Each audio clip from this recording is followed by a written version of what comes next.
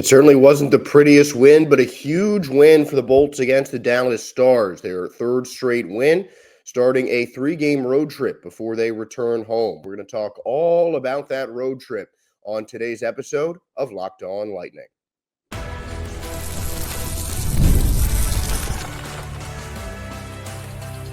You're Locked On Lightning, your daily podcast on the Tampa Bay Lightning, part of the Locked On Podcast Network, your team every day.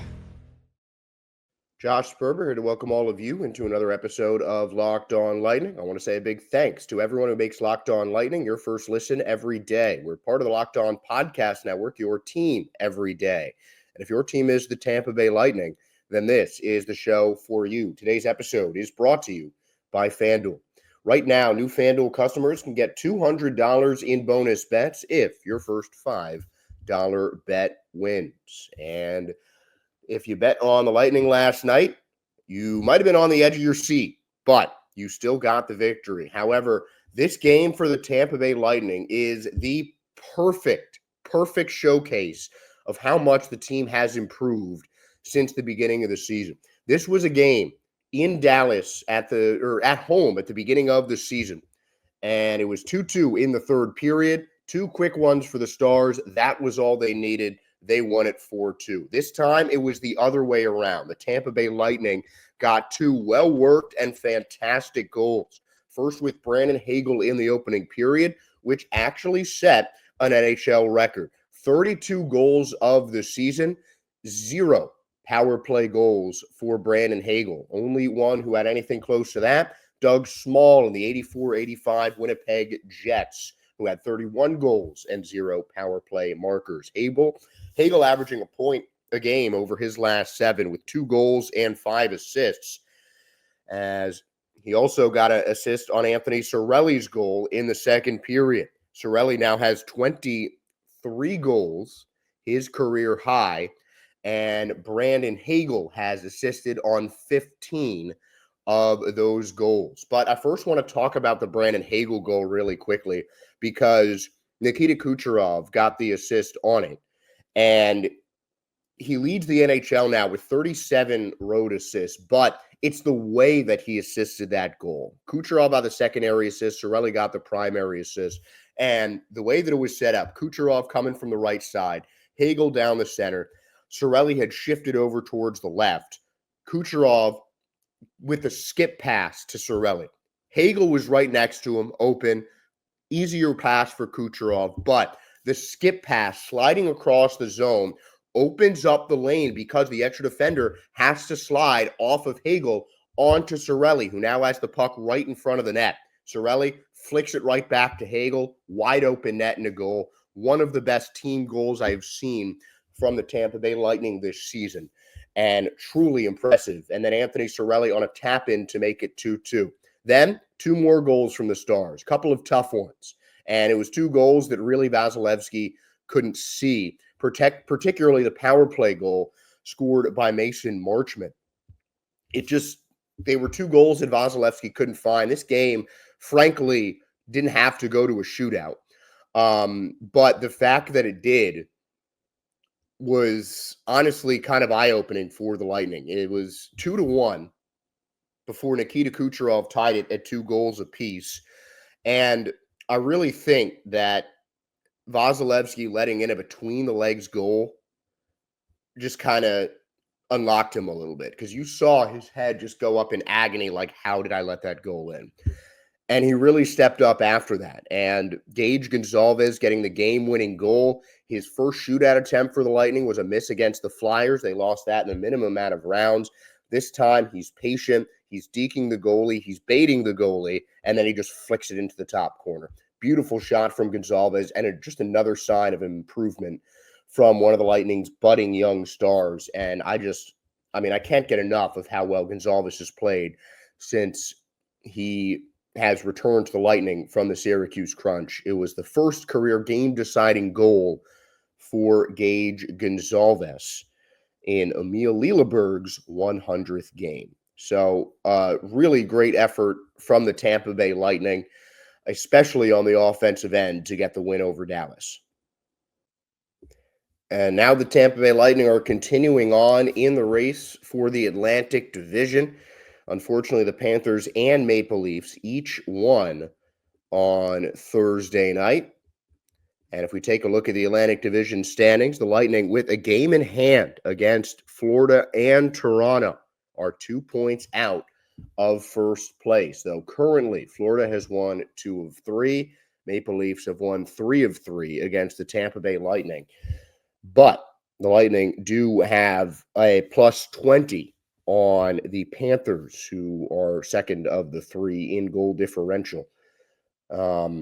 So that could certainly help in the long run as well. But the Lightning are in the best position for first place that they have been in all season, all because of an absolutely huge game against the Dallas Stars, currently second to the league best Winnipeg Jets in the Central Division of the Western Conference. The Jets 100 points, the Stars at 90. One of 3 teams currently at 90 points or over as we head into this Friday. The Jets and Capitals each with 100, the Stars with 90, and the Lightning with 85. So this just continues to show that Tampa Bay Lightning have been one of the league's best teams all season long, and this was one of their best games. I mean, just the 2 goals on Vasilevsky were unfortunate. It just looked like that he didn't see them, particularly that second one, as I mentioned. But he stepped up when they needed him the most, and that was a big reason that the Lightning won, despite the fact that Casey DeSmith had 36 saves for the Dallas Stars compared to Andrei Vasilevsky, who had 22. So the Lightning really controlling possession, which is certainly when they do their best work, and getting that victory. The defense looked pretty solid, honestly. I mean, if you look at those Stars goals, I'm not seeing them just, sift their way through holes in the Lightning defense. It just really came down to some good screening from Dallas and the unfortunate fact that Andrei Vasilevsky just lost track of the puck for, a couple of crucial seconds. I mean, this was very close to being a Lightning shutout in regulation. This was still a game that the Lightning controlled possession. This was still a game that the Lightning just had the puck more, and really dominated the shots, possession. I mean, any way you slice it, this game was in the Lightning's hands, and Dallas is just a good team that fought their way into a shootout, plain and simple. This is a Stars team that is not too far removed from making the Western Conference Finals. And the Lightning controlled this game. They controlled the Dallas Stars, and despite how close the score was, it was very clear who was the better team tonight, and that was the Tampa Bay Lightning coming into the Stars building and taking down one of the top teams in the entire NHL. And you just love to see that at this point of the season from the Lightning. 3 straight wins. They're just building up win streak after win streak. They're rebounding after tough losses. I mean, you look at that Flyers game on Thursday, that's a game you want to win. Since then, 6-2 victory, 2-0 victory, 3-2 victory in a shootout. 3 straight wins for the Lightning heading into the next 2 games of their road trip, which we will be discussing shortly. We've got the Utah Hockey Club on Saturday, and then on Sunday, a back-to-back as the Lightning travel to Vegas for the first time in this season. But this was a great win for the Lightning. I might even go as far as saying it was a signature win for the Lightning, especially considering that this is avenging a Stars win at Amalie Arena that came back in November. And one of those just, how did these goals happen kind of losses for the Lightning. Avenged season series is split, and the Lightning take a huge win to move within 2 points of first place in the Atlantic Division. But another first coming on for Tampa, the Utah Hockey Club. And the Tampa Bay Lightning will play for the first time this season. So the Lightning will travel to Utah to play professional hockey. Also, for the first time, J.J. Moser returns home, as he never played in Utah, just Phoenix. Mikhail Sergachev gets to face his former Lightning opponents. But unfortunately, Connor Geekie Still with AHL Syracuse. Next matchup we discuss, Tampa Bay Lightning versus Utah Hockey Club on Saturday. Did you know getting a good night's sleep is the #1 recipe for long-term success in life? I didn't. It took me way longer to realize than I'd like to admit. It was years of tossing and turning. I was always tired. I never felt like I could live up to my potential, but not anymore. Thanks to Bear Mattress. I used their sleep quiz and I matched with the Elite Hybrid. It's perfect for side sleepers like me. Now I wake up energized. I'm getting deeper sleeps and I'm ready to attack the day. No matter how you sleep, Bear Mattress has a match for you with a focus on recovery, cooling, and pressure relief to upgrade your sleep and improve your overall quality of life. Go to bearmattress.com and use promo code LOCKEDONNHL at checkout for 40% off site-wide. This offer is not available anywhere else. You have to use my promo code on the very last page of checkout to get this discount. That's bearmattress.com and use promo code LOCKEDONNHL for 40% off site-wide. Bearmattress.com, promo code LOCKEDONNHL. Daylight savings snuck up on us again, and if you were feeling that lost hour of sleep like I am, 5-Hour Energy has your back. The extra sunshine means more time for fun, but sometimes you need a little boost to power through. Whether you're staying up late watching the NCAA tournament, squeezing in a round of golf after work, or just trying to keep up with your busy day, 5-Hour Energy gives you that quick, refreshing pick-me-up whenever you need it. I have been staying up late watching all the tournament action. I certainly did so last night, and 5-Hour Energy helps keep me up the next day. With longer days, I love getting outside for a hike or a run, and Tropical Burst is my go-to for a quick boost. Whether I'm at a game or traveling, 5-Hour Energy is easy to grab and keeps me feeling refreshed on the go. So head to 5hourenergy.com to find over 15 flavors to choose from, including watermelon, blue raspberry, peach mango. You can even build your own 12-pack or 24-pack and have it delivered right to your door. If you need one now, grab a quick 5-Hour Energy shot at your local grocery or convenience store. They are everywhere, so stock up and stay energized with 5-Hour Energy.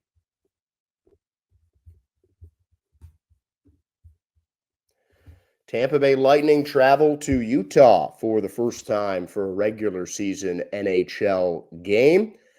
And it is the first of a weekend back-to-back starting at 5 o'clock on Saturday for the Lightning. It's the first time they have played Utah all season. They will see the hockey club once again at Amalie Arena on March 27th for Mikhail Sergachev's triumphant return to the place he called home for two different Stanley Cup title runs.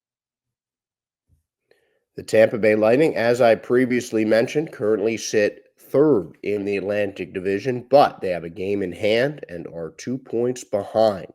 So all they need, an equalizing win to keep pace with the Maple Leafs and the Florida Panthers. The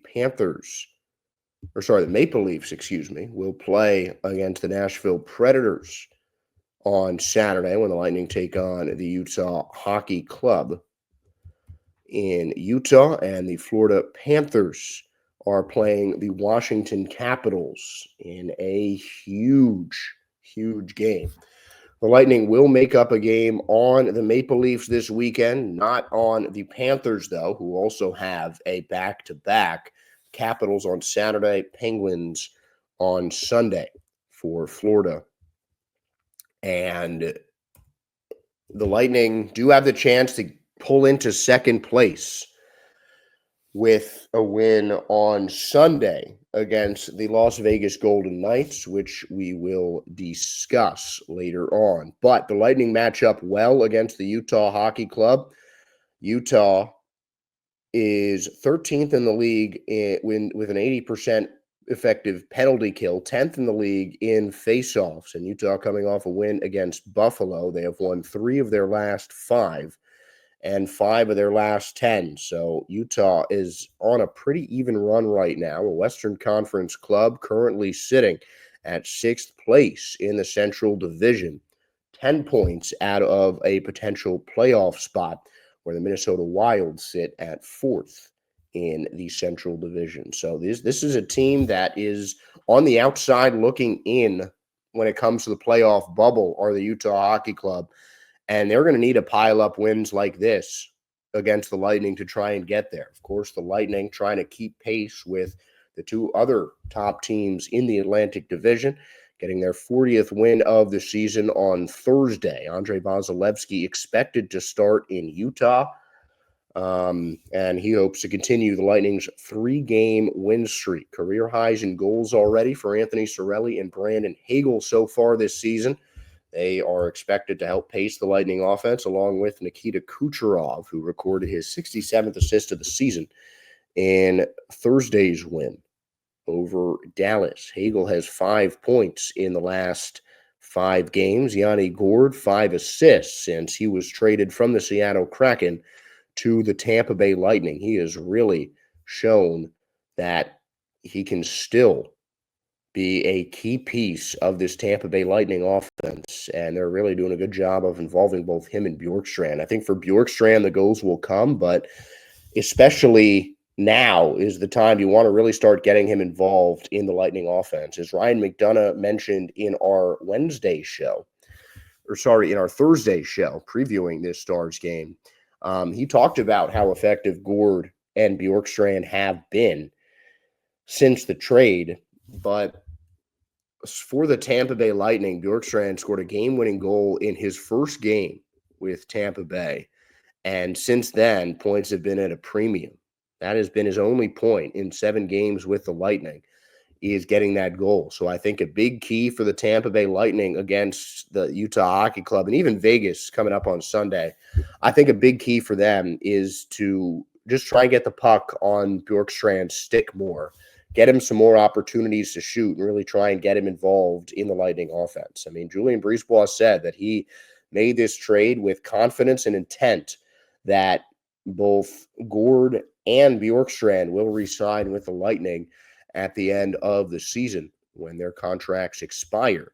But I just want to see Bjorkstrand get involved in the offense more. I mean, I don't want to discount Gourde's offensive, and frankly, it's just elite all-around ability, but Oliver Bjorkstrand was the big draw of that trade. He came in to Tampa Bay with 16 goals and 21 assists, a total of 37 points through 61 games with the Seattle Kraken. He was the big goal scorer. He's a guy who has 20 goal seasons in each of the last 4 years and 7 of his last 8 in the NHL. Bjorkstrand is an elite goal scorer, and he is someone that I just want to see more involved with the Tampa Bay Lightning offense. They've got guys that can move the puck around, and Bjorkstrand is a talented player. So just getting him into the right spots to receive the pass and find open slices of the net to put the shot. I think that is a big key for Tampa here in Utah, just getting Bjorkstrand more involved, more comfortable with his new offense. Because obviously it's an easier adjustment for Yanni Gourde. He's been there before. A lot of the same core has been retained since the Lightning won their second straight Stanley Cup just about 3 years ago. So it was definitely easier for Gourde to mesh right back in with the offense and just, remember instead of learn the Lightning system. Bjorkstrand still kind of learning how to play with Tampa. So he is someone I'd really like to see the Lightning get involved against the Utah Hockey Club. Anthony Cirelli also has 3 goals over the last 5 games. He has a career high 23 goals now, and is rapidly approaching a career high in assists. Currently, Cirelli with 26 helpers on the season, including a goal and an assist against Dallas, his career high, set in 2019-2020 through the same amount of games that he has currently played this season, 26. It's tied for his second most career helpers in 10 fewer games. And currently he has played 66 games this season with 26 helpers, so still a chance for Cirelli in fewer games to set a new career high in assists. Truly remarkable. The season that Anthony Cirelli is having, already well clear of his career high in goals, which he set in 79 games last season. So Cirelli's first two 20-goal seasons, 2 seasons in a row, he's truly blossoming into one of the best two-way players in the NHL. Cirelli is a guy that the Lightning will need against Utah. They'll also need him against the Vegas Golden Knights. One of the longest gaps between games for the Lightning this season. And we will talk a little bit more of that on the next segment. We'll be right back with more Locked On Lightning and preview the final game of the weekend. Bolts versus Golden Knights. The NCAA tournament is here, and so is the bracket breakdown. Locked On Podcast Network and Amazon Fire TV channels are teaming up to deliver NCAA tournament coverage like never before. Watch studio shows featuring former players and Locked On's local experts as they guide you through every upset, buzzer beater, and bracket matchup. Stream it all for free on Amazon Fire TV channel. Search Bracket Breakdown to see it all for free. It's your team every day.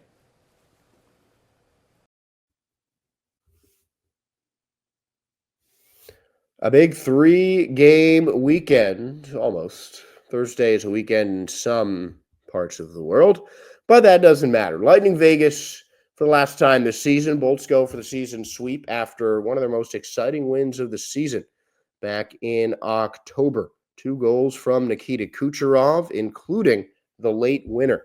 55 seconds remaining. Nikita Kucherov made it 4-3 Lightning after Hagel equalized at the start of the period. Truly one of the more exciting games at the beginning of the season. Produced the first assist of the year for Cam Atkinson, Emil Lilleberg, and the first goal of his Lightning career for J.J. Moser, as well as his first assist as well. So the Lightning won that one 4-3, and let's talk about what they need to do for a similar win against Las Vegas. The Vegas Golden Knights, even on wins with the Tampa Bay Lightning, 40-20-8 on the season, while the Lightning are 40-23-5. The Golden Knights lead the Pacific Division with a game in hand and 3 points ahead of the Edmonton Oilers are Vegas. And they have a goal differential of plus 42. But like the Lightning, most of their success comes in Las Vegas. It's certainly one of the most entertaining pregame shows, or pregame ceremonies, I guess I should say, for Vegas. They're 25-7-3 at home, 15-13-5 on the road. But they have won 6 of their last 10, much like the Tampa Bay Lightning. So what do the Lightning have to do in this one? And the power play is obviously going to be key. These are 2 teams in the top 5 when it comes to power play percentage, with Vegas second, almost at 29% effective on the power play, while the Lightning 25.7% power play. That is 5th in the league. But the difference here is the penalty kill. 23rd in the league are the Golden Knights at 76%, 82% for the Lightning on their penalty kill, puts them in the top 10 at 7th. And the Golden Knights allow slightly more goals per game. They are 9th, the Lightning 7th in goals allowed per game. 6th, the Lightning 2nd in goals for per game. So these are 2 pretty evenly matched teams, 2 teams that run their offense in a very similar way. But if Andrei Vasilevskiy plays both legs of the back-to-back, it, I think, is going to be hard to compare. Aiden Hill certainly a solid goaltender, but there are a few goalies in the NHL that you can compare to Andrei Vasilevskiy. 5 shutouts this season, 2nd in the league with 33 wins. No goaltender has seen more shots. No goaltender has stopped more shots than Andrei Vasilevskiy. But that, for me, is the key matchup of this game against Vegas. It's likely to be Aiden Hill, who, like Vasilevskiy, Johansson is a massive upgrade over Ilya Samsonov, though Samsonov has 15 wins over the course of the season, a goal allowed average of .281. Obviously, Aiden Hill is the person that Vegas wants to have in their net for the game against the Capitals. And at the beginning of the season, Vasilevskiy wouldn't play both legs of a back-to-back. That might not be the case at this point in the season. Vasilevskiy has been healthy.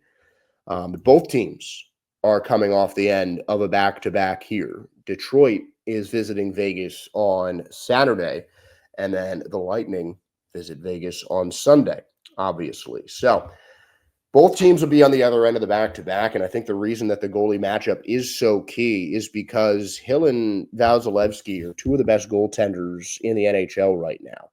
The game looks very different if their backup steps in on the second leg of a back-to-back. The last, I think, 2 or 3, Vasilevsky has played both because they were big games that have a lot of playoff implications. This might be treated the same way. So we might see Vasilevsky against Utah on Saturday and then again against Vegas on Sunday. Obviously, I think that's the best choice for the Lightning. That being said, I don't think putting Jonas Johansson in the net is a bad choice. Yes, Vazzy is the better goalie. Obviously, you want the best goalie on the planet in the net as much as you can. But this is one of the last back-to-backs of the season for the Tampa Bay Lightning. And Vasilevsky still needs to rest up for the postseason. Jonas Johansson is likely not going to have another chance to get in goal for Tampa this year because every game after Sunday's game against the Golden Knights, it has at least 1 day of rest in between it the rest of the way for the Tampa Bay Lightning. So you can play Vasilevsky the rest of those games, the rest of the season. Not that I want to see him out of the lineup, but a rest day might not be the worst thing. If I am John Cooper, I would probably put in Vasi against the Golden Knights and Johansson against the Utah Hockey Club. Vegas just with a more dangerous offense. I think Vasilevsky just needs to be in between the pipes there. The one advantage when it comes to back-to-backs, which is hard to really say since both teams have one, the Golden Knights will play the Detroit Red Wings, who are in the thick of the playoff race in the Atlantic Division, on the Saturday of their back-to-back, while the Lightning are in Utah playing the Utah Hockey Club. The Red Wings have a lot more to play for. They're 7 games out of a playoff spot as compared to Utah's 10, while each team is pushing 70 games on the season.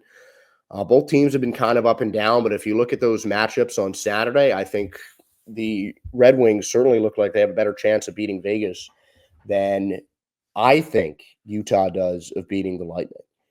So it's a tougher matchup starting into a back-to-back for Vegas. They might need to put in Adin Hill for both of those games. I think the Lightning can afford Johansson against Utah, but obviously I'm not going to be mad if Andrei Vasilevsky plays both games for Tampa Bay. He is the best goalie on the planet, and the Lightning certainly are going to want to put their best foot forward. But you can't discount the offense. Each team with some really strong attacking talent, Jack Eichel, Pavel Dorofeyev, are the 2 key players to watch for Vegas, and the Lightning just have a really strong offense that a lot of times I think overwhelmed the Vegas defense. But John Cooper described the Vegas defenders as a couple of trees back there. So that size of the Golden Knights on the blue line could certainly be a factor for the Lightning. The Bolts are not the biggest team. They're not the most physical team, but they're one of the faster teams, and they have some of the best offensive talent in the entire NHL on their first and second lines. Cut and dry as the game against the Utah Hockey Club. The Vegas Golden Knights are fighting for a playoff spot. They're fighting against one of the toughest teams in the NHL just for the top of their own division, with the Edmonton Oilers nipping at their heels. It's not a game that they're going to give Tampa Bay, of course. This is, I think, going to be a hard-fought game, and honestly, it could go in overtime. I think these teams at this point of the season are that evenly matched, but the power play, I think, is going to be the most important. The team that does better on the power play, whether it's with goals or even just with, threatening shots on net, ideally with goals, but I think the team that does better on the power play on Sunday night is going to win the matchup between the Lightning and the Vegas Golden Knights. It's going to be one of the tougher road tests for Tampa Bay, but it's the time of the year where playoffs are fast approaching. The Bolts are on the home stretch, and this is a game that I'd like to see them win just to really solidify themselves among the Eastern Conference contenders and, of course, keep pace with the top of their division. If the Lightning win both games, they could push in to second place in the Atlantic Division. So we'll see how this weekend shakes out for the Tampa Bay Lightning. So, a big weekend ahead for the Tampa Bay Lightning, and I hope you guys enjoy it as well. Thank you for making Locked On Lightning your first listen today. Now, for your second listen, make sure to check out the Locked On NHL podcast, bringing you the daily league-wide stories that matter with the local coverage you love from Locked On. Find Locked On NHL on YouTube or wherever you listen to your podcasts. And please give us a like, a follow, a subscribe. We do appreciate your guys' support. So wherever you guys listen, like, follow, subscribe to Locked On Lightning, so you can get updates on more Lightning episodes and content on this show. That will be the end of it, though. My name is Josh Sperber. I want to thank you all for tuning in for another episode of Locked On Lightning. Enjoy the weekend, Bolts fans, and most importantly, let's go Lightning.